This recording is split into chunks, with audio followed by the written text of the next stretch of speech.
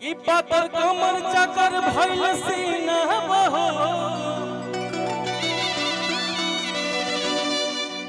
आ देखी लहिकन के छूटत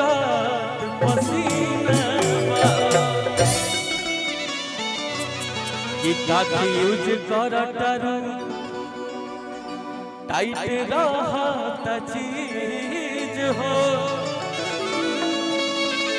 आया सर करत नजर के महीना बा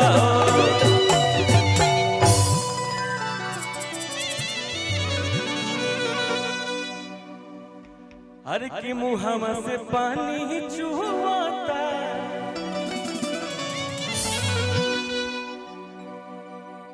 कि डालब रंग होलिया में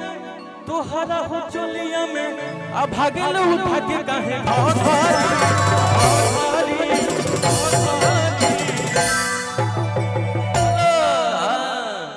देखिए बार से ऊपर कैसे उखल जाला।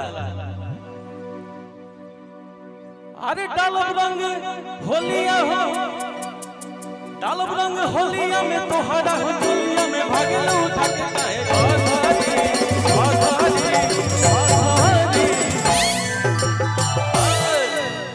अता जो बनवा हो कि गारे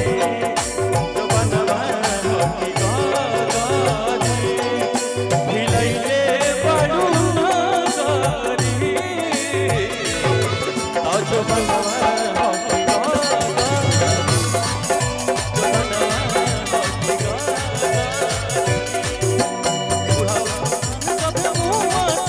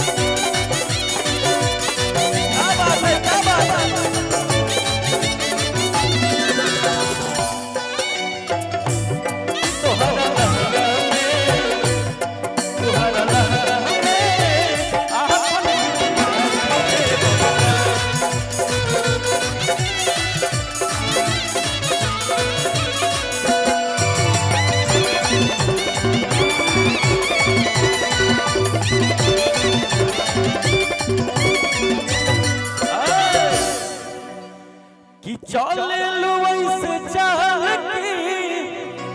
सौसे जवान ढलकता तो पता नहीं निया से दोनों जो बनवा झलकता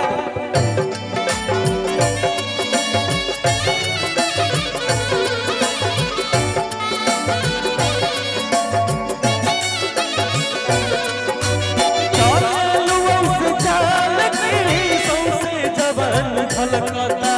तो पतनी ओढ़निया से दोनों जो बनवा झलकता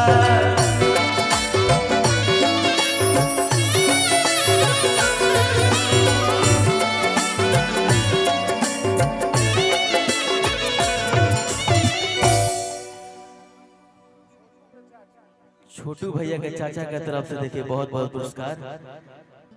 बस रौरा छोटू भैया के चाचा माने हमार चाचा ऋतिक के चाचा राउर आशीर्वाद बन रहा है कि तो पतनी ओढ़निया से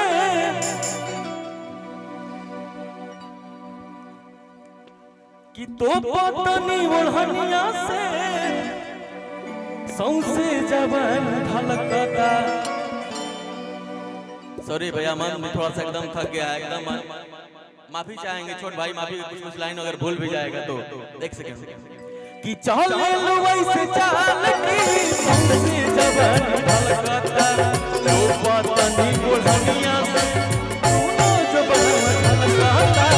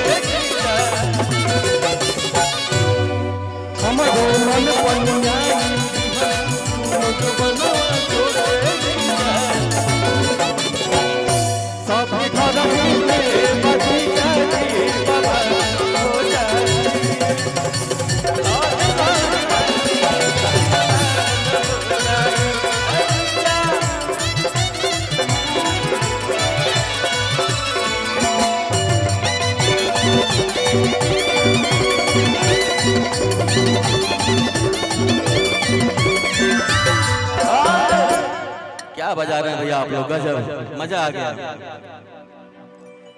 देखिए घुमा के कैसे आएगा यही चीज कि अखरा तो हर चीज तो नखरा करेलू बेसी अर्जुन ऋतिक पवन आज दादा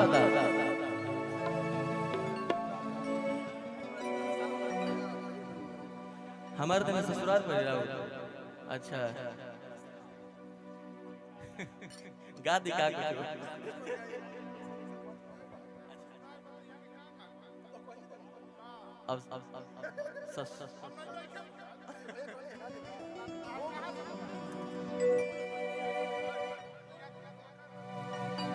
हमार